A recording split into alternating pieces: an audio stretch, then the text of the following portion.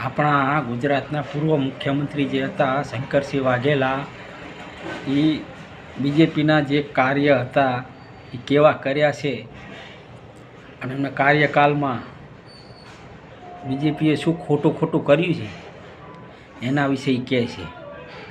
સાંભળો આ વિડીયોમાં. અને જો વિડીયો તમને ગમે ને તો ફેસબુક ચેનલને ફોલો અને ઇન્સ્ટાગ્રામને ફોલો કરી દેજો, બરાબર? કારણ કે જે સત્ય છે એ જ બારે આવશે.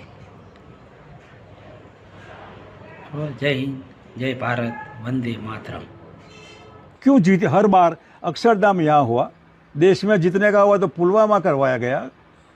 स्ट्राइक जो थी, सर्जिकल स्ट्राइक, कहाँ थी सर्जिकल स्ट्राइक? क्या हुआ में हुई? क्या कुछ नहीं हुआ. क्या हुआ? जो जनरल थे हमारे रावत साहब, विपिन रावत, हेलीकॉप्टर का क्या हुआ? क्रैश हुआ. कैसे हुआ? किसने किया? वो तो था ही नहीं, प्रूफ था. कैसे क्रैश हुआ? ये सब इंक्वायरी मांगती है. देखिए, हम जो है ना, सबका साइकोलॉजिकली रीडिंग करते हैं कि कितने क्रिमिनल लोग हैं, और क्रिमिनल लोगों ने मिलकर ये देश को क्रिमिनलाइजेशन कर दिया, और वो अपनी चेयर के लिए, अपने पावर के लिए, ये जो गुजरात में आप कहते हैं ना आज तक रहा, वो सब में पूरी की पूरी कॉन्स्पिरेसी रही गुजरात में 27 साल तक. और मैं समझता हूँ कि आज इतनी खराब हालत है कि लोग बीजेपी के लोगों को मारते हैं, गाँव में घुसने नहीं देते.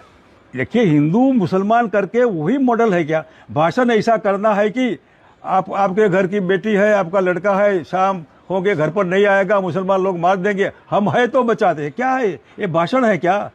गोधरा का जो हुआ हादसा, उसमें असेंबली में मेन आदमी ऐसा कहते हैं एक्शन का रिएक्शन होगा. इसका मतलब रिएक्शन आपका प्लानिंग है क्या रिएक्शन का? यही बात है. देखिए, आप मुख्यमंत्री या प्राइम मिनिस्टर या कोई भी चेयर पर मेन आदमी होते हैं, वो प्रजा के होते हैं, कोई पार्टी के नहीं होते, अपने लिए नहीं होते, लोगों के लिए होते. लेकिन ये लोग अपने लिए होते हैं. કેવો લાગ્યો આ વિડીયો? તો વિડીયોને લાઇક, શેર અને ચેનલને સબસ્ક્રાઈબ કરી દેજો, બરાબર? આભાર.